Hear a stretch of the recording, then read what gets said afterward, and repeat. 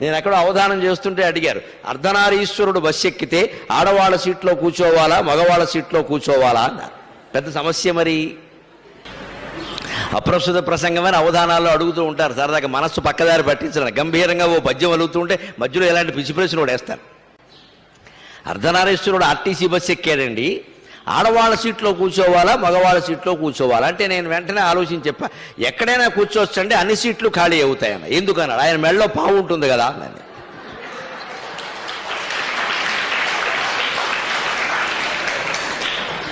అర్ధనారీశ్వరుడికి ఇంకేమైనా ఉండొచ్చు ఉండకపోవచ్చు, కానీ మెడలో పాము మామూలుగా మెడలో పాము పెట్టుకుని ఒక ఆర్టీసీ బస్సు ఎక్కాక డ్రైవర్ సహా మొత్తం దిగిపోతారు.